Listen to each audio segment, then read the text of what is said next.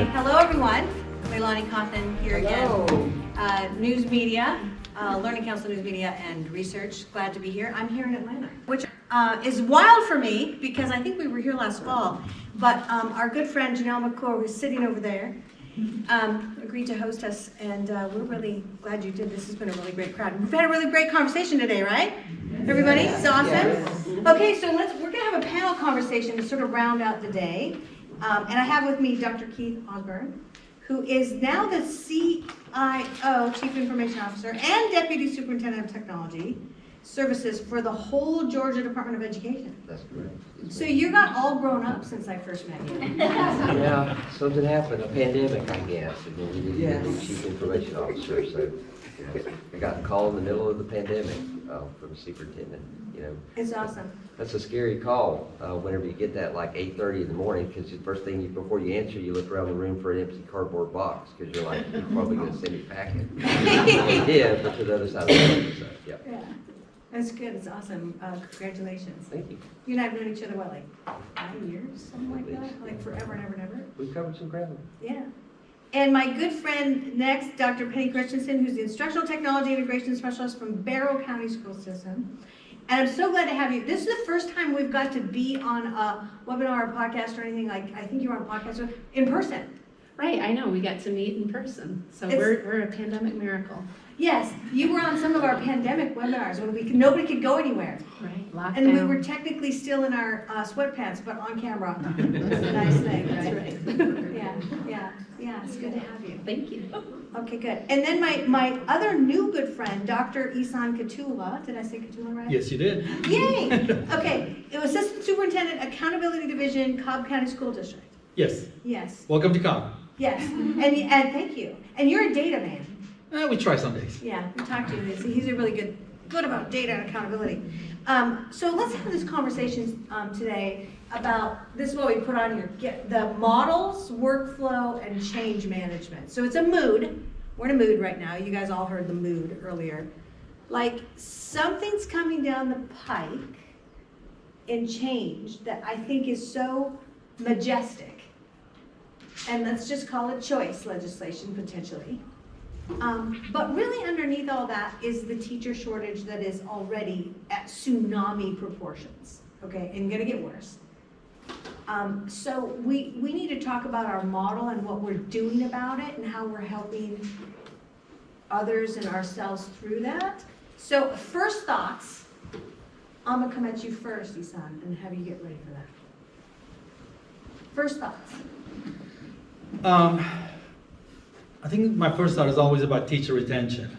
And our superintendent in Cobb County, Mr. Chris Ragsdale, takes small initiatives to make them a big ones for our teachers. So he's actually has given a lot of raises for the teachers to be retained over time. And he's actually worked on new plans, as it was unveiled at the last board meeting, to be able to work with the University of West Georgia to start working with our teachers in Cobb County to start to go ahead and start getting, moving them into a master's level, a doctorate level, where we can go ahead and retain them. Or as we know, one of the things, if somebody's going to pay our teachers better, they're going to try to move there. They're going to have to take care of their livelihood. They're going to have to take care of their family.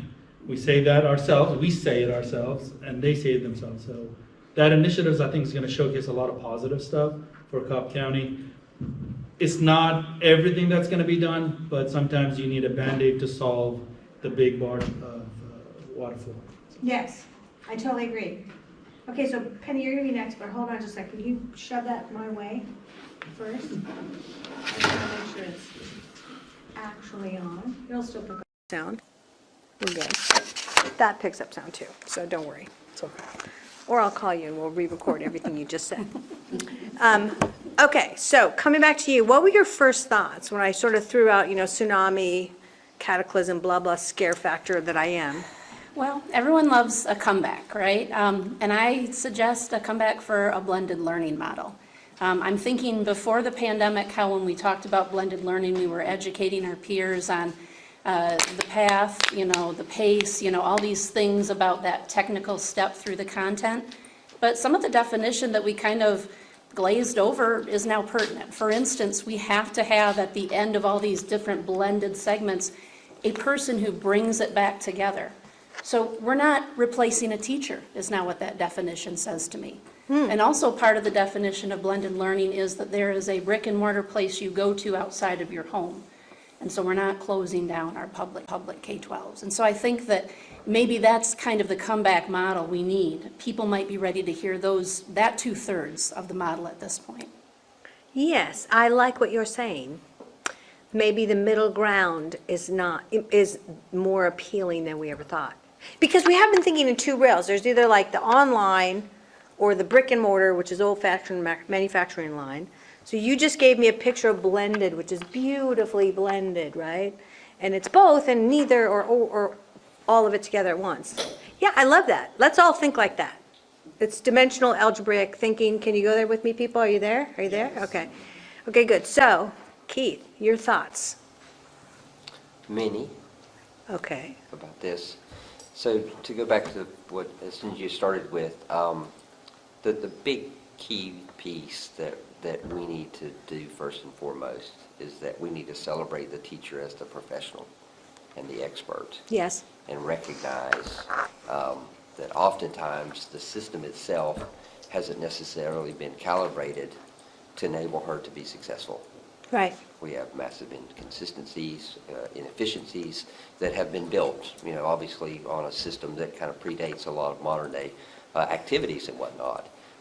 We have to reapproach that, and above and beyond, we've got to find better ways for her to protect the instructional time. Yeah. That's the change, right? At the end of the day, we always say the secret sauce is the teacher. Certainly the school administrator and the school leader, has that overarching aspect of that. But at the end of the day, I'm always going to be the advocate for the teacher. I'm always going to build systems that protect her, enable her to do what she went to college to do, what she wants to do, and what she's very capable of achieving at and being successful with. Yeah, I completely agree. I completely agree with that. And a structural shift to go, like we were saying, run the ball down the middle a little bit more, is so that we don't sacrifice what is the brand of education, which is human. I mean, the brand is human. Absolutely. And I think what I've been alluding to most of the day, you guys heard me, is the fact that we could use them way more efficiently and effectively. And like you're saying, Keith, what they want to be doing. Except we did, and you sat in on this workshop, we did discover that the definition of what people think they are is all over the map. Sure. As teachers. Sure. So I'm challenged, so this is on to the model conversation as well, let's go another round here. I've challenged everybody so far in the 9 cities we've been in to bring everyone together into common cause. Let's define what we are in the present age. What is a teacher, right? Is it just the guide on the side like you'd have technologists believe? I don't think so. That's not a complete definition. Is it just the lecturer, is it the discipliner of classroom management? Because I don't think anybody really wants to do that. What is it? So we're in this place where we need to have a cleaner definition because of entering the technology age, entering what is more probable, the experience age, customize everything, right? What are we? So starting back with you, what do you think about that as a prime directive right now for leadership to do? Like, let's talk about what we are as humans. I always talk about teachers and what they are. I'm a firm believer in constructivism, allowing the teacher to give the students the ability to do authentic learning through an inquiry model. Let them decide what type of learning it's going. If we're moving toward this year, next year, if it's a virtual world that they want to do, we got to make it the most authentic learning for them through the virtual world. If it's going to be face-to-face, and you provide for them the inquiry basis that is necessary for them to improve their learning. That's the way I would approach that model. I like it. So, one more thing. How do you do that in a big system like yours? Get everybody on the same page. That's the thing. How do we all agree? You're not going to get everybody to agree. Good luck trying to get the same 9th grade teachers to agree on the same lesson. But what you allow them to do, you empower them with the right resources in front of them, and that's where the agreement comes in. The resources dictate agreements. I like it. Coming from the media, though, here's what I would say, could I just start suggesting this is what it is? And then just keep suggesting through repeat advertising and messaging over and over and over again till I wear you down. Because, that's the way you roll in the media. Not that I'm the mass media learning counsel, but that would be my suggestion on that one. All right, so coming to you, same thing. Can we define, what are your thoughts? I work with teachers a lot of times who are going through change. They're changing from one platform to another. And they sometimes get stuck, as we all do, on that minutia. They're like, well, I like that when I pulled this down, it was on the left, and now it's on the right. You have to hear everyone's thoughts and feelings and, hold hands. But in the end, you want to just say to them, you have the power to be a connector from that student to whatever you need that student to do. And I'm here to show you this new tool. And if you're still using that old one, let's keep using it until you can't use it anymore. And then Yes. I'll come back around. So part of me helping people change over is just allowing them to connect in whatever way they need to connect until it's time to change to the next thing. So I view a teacher as a connector. They're looking at each individual student, hopefully thinking about what that student needs and how do they plug and play those things together. Yeah, and that's a real skill in a new way. I think it's not that old. So I like what you said. Okay, so Keith, what are your thoughts? Is it worth trying to define it? Should we just not even try? What do you think? Let's think about it like this. Okay, kids started this year, right? So this is 2023, so they're gonna graduate when? 2035? Yeah, I'll be dead by then, whatever. So, anybody inside this room, you tell me what society will look like right then and there. I live in a world of technology that in 3 years from now will have completely rejuvenated itself. You expect a teacher to prepare a kid for a world that we don't even know what it looks like. Picasso always said, every child is born an artist. But what we do? Sometimes we educate the creativity out of them. Dr. Ken Robinson talks about that an awful lot. He sure does. Maybe Yeah, Keith love has that listened guy. to Ken Robinson a couple of times and maybe Yeah. borrowed that from him. But that literally was this whole concept here. That's what the teacher is she is the one that is just the amalgam who takes everything, the eclectic, and she says, I'm going to turn this into an art, and I'm going to take a small human and transform them and help them transform themselves to become a producing, productive member of society. I don't know what that definition is, but I just call her a hero. Yeah, I love it. That's a good word. It's the will. Yeah. That person, that teacher, he, she, is the will or the driver, the magic. Yeah, so we've had a lot of conversations about, the fact that energy is needed for some kids to learn, because we all saw this during the pandemic. There were some that just sort of wilted in the corner, right? They're like, I don't even want to get on the Zoom meeting or whatever. WebEx, or was it Teams or whatever, they weren't willing to do that. Or they were, but they were just sort of not connected, right? They didn't get anything. And then the other kids were like, this is awesome, blah, blah, blah, blah, get everything on. Like, can we go to the next grade? They were like loving it. But at the same time, you had those kids that were curled up in a ball in the corner. A very obvious point of the difference in humanity is they need that energy, that will, Sure. that magic, what the teacher is doing.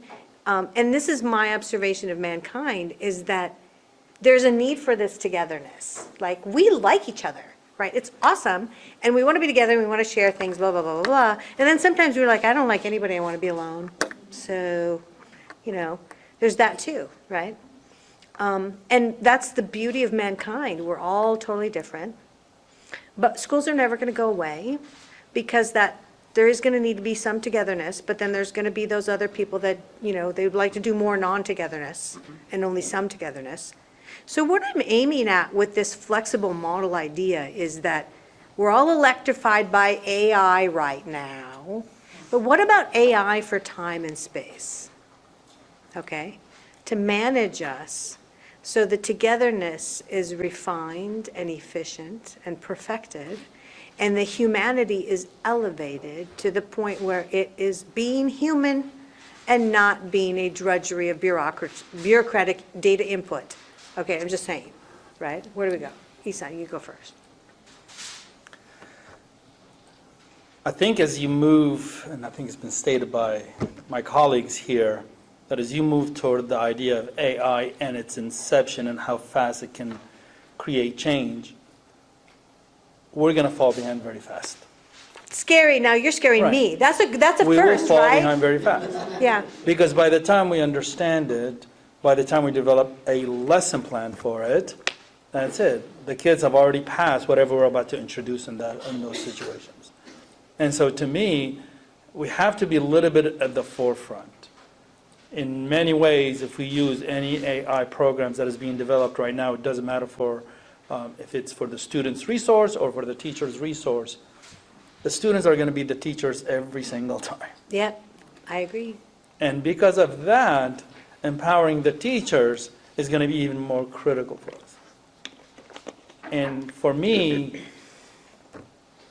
I'm always seeking input from the teachers, because they're going to see it first of what's going to be happening on the ground. We're sitting in here, and if we haven't come in contact with the teachers today, we're behind already, because they're already behind the students that they're serving. And so therefore, any type of AI that's going to be introduced, we're going to rely on the teachers telling us what's happening. And the support that they're going to need is going to be even more critical for us. They need to dictate what support they're going to need through this world or new worlds that are going to continuously be introduced. I like that viewpoint. That was special. Thank you. All right, Penny, your thoughts on the same thing. What do you think? I think about when you listen to LeiLani speak, usually what she does is she stretches out all your understanding of what you thought you knew, and then you contract a little bit and find out where is it that you're willing to actually go, and how can I incorporate that into what I have right now. I think that teachers are still tired and still recovering, and so I'm not looking to be the one who stretches them sooner than I have to necessarily out. So I'm going to probably be strategic in how I can introduce elements of that AI for instruction to them, probably.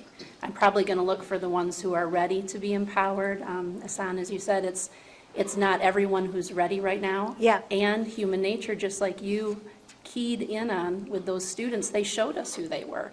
I'm not a real people person. I can get it done on my own, said maybe 10% during the pandemic. Oh, only 10% for you guys. Oh, wow, it wasn't very much, was it? Oh, wow, it was way higher in other But how places, but- nice to let people articulate, that's who I am. I could do Yes. that on my own. So the same thing with our teacher workforce. I'm looking for who are my people who are ready to be empowered, to Yep. stretch it out that way. And then I'm going to let those colleagues who like to look down the hall and see how did that go for them, I'm going to let them look first and just kind of keep them on the radar and come back behind and make sure they still have that option when they're ready to move forward. That's a good way to carry on. That's kind of like a family would do. The oldest child goes first and makes all the mistakes. In public, yes. Yes, and the youngest kid gets the car, by then you can afford it. So we went down this path, and I want Keith to sort of do a little bit of wrap-up, and then I'm going to go into another conversation. What are your thoughts on this whole area? Yeah. In 2016, Kevin Kelly, who's the co-author of Wired Magazine, wrote a book called The Inevitable.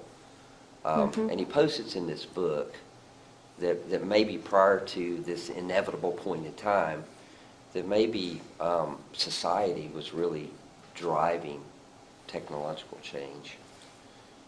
And then he said a flip of a switch occurred, and now technology is actually driving society. And I think, unfortunately, while we may question it, it's inevitable.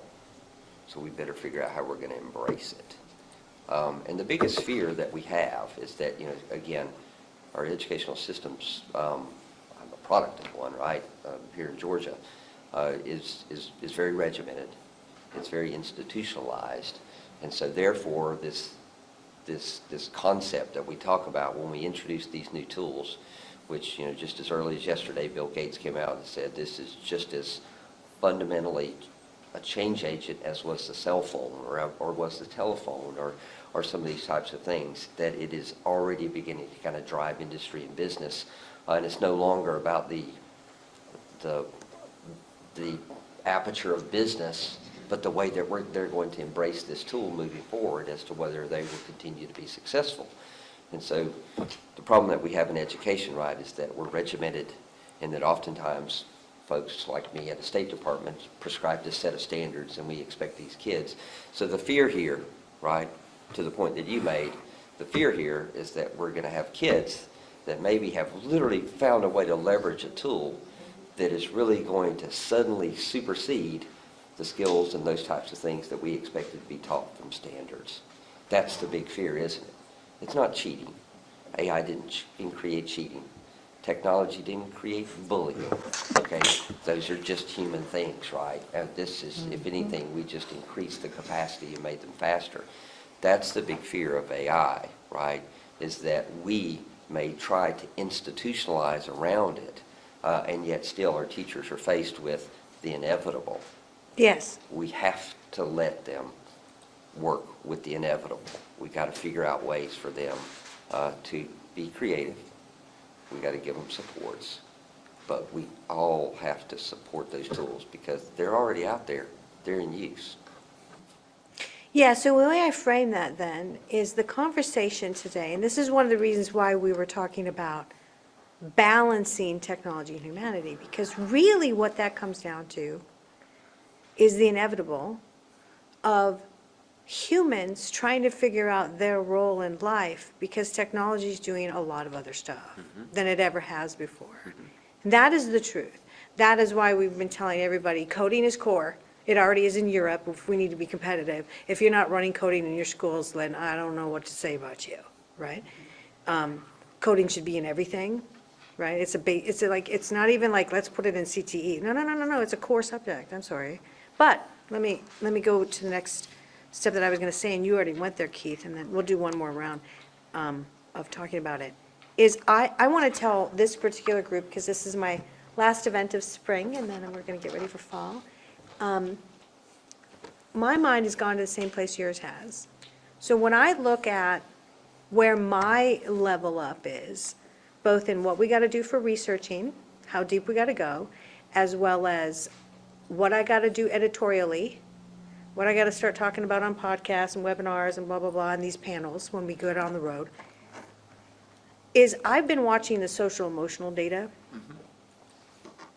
And I watched what happened during the pandemic, and I'm watching what's happening with technology, and I'm watching what's happening with choice. I'm watching what's happening with the rest of the economy, and I'm saying that inevitable thing is where we're at now. We are at a tipping point where humans do not know what they are against the onslaught of technology. And they haven't crafted their endpoint. And I think that some of the trends that I'm going to be looking into are things like, there's an author, and I'm going to blank on his name, so you guys are going to have to find him on Amazon yourself. There's two different definitions of magic that float around. One is like, that's evil witchy stuff, and the other one is like, what is it, and why has every generation for the last 10,000 years or whatever since humans have been around had some sort of element of that in their thinking or culture or whatever. It seems to me that this there's something bubbling in the ether of life around what are we if we don't come from a religious background. And there's an exploration of that almost being forced on schools because of social emotional, okay? So you're replacing culturally what used to be there. And we don't know where that's going, but I'm just telling you right now, the number of pings on the word magic, M-A-G-I-C-K, not, you guys realize that's a different word, right? Different definition, is really high. This generation is looking for how they can superhero their way. That's a dangerous thought. Because if you think you got to be more than you are as a human, something sort of esoterically magical with powers like laser eyes, what the heck, right? What does that really mean is happening in your mind? Do you see what I'm saying? Maybe suicides would be up and everything else, because those things maybe aren't true, or they can't be true, or maybe there is true magic. We don't know. But this one author has talked a lot about, like, studying the history of it. Maybe there's some truth in some of this stuff, and these kids are now seeking it. This generation is seeking magic. This is what I'm saying. So my mind is saying, I got to study this phenomenon as to what it means long-term, right? Like, what's happening with that? What's happening to you guys social, emotional wise? Okay. So Keith, do you want to start off the last round? Go ahead. It's a toughie. Actually, I may drift here a second, LeiLani, is to say that because as you were talking about magic and people wanting magic, they kind of makes me believe that when somebody's looking for either superhero qualities or these magical concepts or something, it means that they've looked internally at their own repertoire of tools Yes. and believe that they found themselves to be limiting. That's what I'm saying. That's the danger we're in. That's absolutely the danger that we're in, okay? Which, now, how do we deal with that? And is it our role at all? Or, I do Something. believe that it is our role, and that's simply because we're in the business of humans. I'll even say that as myself. I'm going to agree with that wholeheartedly. We're in the business of humans, and we take little humans, and we develop them. And, you know, we're not like sports, where a coach is allowed, not in, defiance of that. Certainly appreciate my share of sports and whatnot. But coach is allowed to go out, select the players he or she wants, with this expectation that if I do that correctly, I'm going to build a championship team. You know, I don't see a teacher do that, right? In fact, some of you have heard me talk, you'll hear me say this all the time, right, is that I've never met a parent. I have never met a guardian. I have never met a family member that made this statement to me. We kept the good ones at home and sent you the rest. You laugh, but that's the case. Because everybody expects that we're going to enable the best opportunity. And you know who does that? And who does it really well? Teachers. And you think about it, in the mid-'80s, right, Benjamin Bloom, everybody knows him. Killing cats almost always seems evil. You remember all that stuff? Okay. You know, he did some very famous work at, like, Chicago Public Schools, and he was obviously with the University of Chicago, who created this concept that oftentimes in the world of ed tech we're still trying to solve. He created what we call the 2 sigma problem. No, he identified. He didn't create the problem. But he basically says, as we know, everybody sits on this bell curve, right? You got these high-achieving kids here. You got these kids here. By the way, most everybody stands here. And he says, what would it take for us to shift everybody 2 standard deviations? Could we take the bell curve, if this is the middle, could we literally shift it so that 90% is over here? And he said, absolutely, we can. Easy. Give every kid a tutor, which ultimately you filter that and you say, well, does that mean basically we're going to personalize learning? Conceptually, we are. Why did we do it? It wasn't cost effective, right? But now, that's not the point to be made. The point to be made is that, just think about Georgia. I don't know where we're at in the nation, but more than 80% of our kids graduate. If you put them in a CTA pathway, it's north of 90%. Teachers are doing a pretty doggone good job, because she, under her own power, has almost got us to that 2 sigma problem and the solution of that. So my money's on her. I like it. On finding ways to support her. I think that if we protect her instructional time, we kind of set some guardrails and said, please take these 20 little humans and do what you do best, my money's on it. Yeah, because your brand is human. Yep. And we like human beings, right? Yep. Human beings are good. Yep.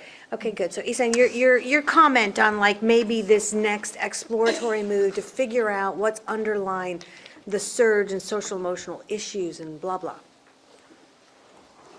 I'm going to touch on magic because as a scientist, I was a science teacher, so I loved, and I always go back to how did we unveil the pyramids? How did we unveil landing on the moon? How did we unveil Madame Curie discovering X-rays? That to me is the magic part, it's the unveiling. Right now we're unveiling the AI. That's what we're doing. That's what we're doing to our students. So to me, the characteristics of a student determines how they're going to unveil that magic that they're going to explore and they learn from. The idea of what is the student going to bring with them, that we do need to support our students. We need to be able to provide for them real-time support. But for us, if we decide that the AI is going to provide the real-time support, we might fall short. Yeah. Yeah, because first of all, AI can be highly biased, right? It's just a souped-up search engine right now. It is. And I'll add one more thing, is that when we're talking about all these technology aspects, at what point does any technology become addictive to our children? We're introducing new addictions to our children. Oh, we're way past addiction, Ehsan, don't you think? But what grade level are we introducing these addictions? When do we introduce the use of specific AIs with our students? Do you want to do it at 6th grade? Do you want to do it at 5th grade? To me, I think that's the second conversation to be able to identify. There's multiple ways that a student can be addicted to various things, and COVID has opened that.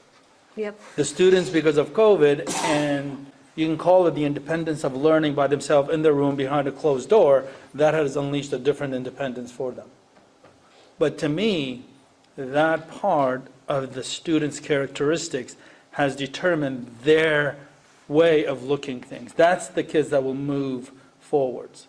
Yep. And that characteristic is not developed in the classroom alone. I think that characteristic does come from the various backgrounds that a child brings with them. And That was deep. That was super deep. I like it. Go ahead. The last part I wanted to add was that I grew up in a world of magic because I wasn't born in the United States. I was born in Iraq. And in the summertime in Iraq, you slept on the roof. And every single night, I'm camping on top of the roof because our roofs were square. And what do you look up? You look at the constellations. And I started teaching astronomy, and I realized, oh my God, when I was learning astronomy, the same stars that we were looking up when I was young in Iraq was the same parallel as Atlanta, 32. And it was the same constellation.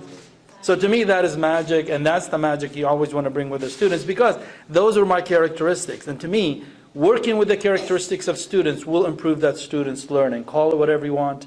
Call it the social component that they want, the emotional component that we need to increase. And by far, the magic is their learning for us. I like it. All right, you're our wrap-up batter. How do you like that? It's a lot of pressure, and I didn't have magic on my bingo card. I didn't see that one coming.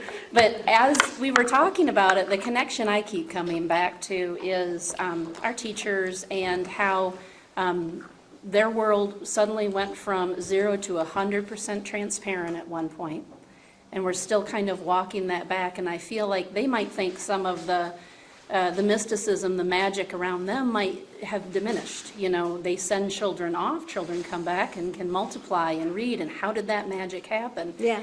And there are some things that go on in the classroom that aren't always magical, and maybe parents saw that over shoulders, over Zoom sessions over the last how many months, right? Embarrassing, yeah. I think that to go from 0 to 100 on transparency was really hard for our teachers, and I think we're still in the triage, the care that we need to apply to that. But with that comes an opportunity of talking through how that ed tech does make things transparent, how you can be intentional, how you can select the opportunities for that. So I think that we're in a mode where we're going to reinstill some magic to teachers. I love that. I like the idea that we're going to create real magic. It's going to be awesome. Let's just say it, real magic. Okay, so this has been awesome, right? Like, I love this conversation, and you know, you guys are like my faves. So next time I come to Atlanta, you got to be on deck again, just so you know. I don't know when that'll be, but we'll see. Great conversation, right? Was this awesome? Thank you, thank you, thank you.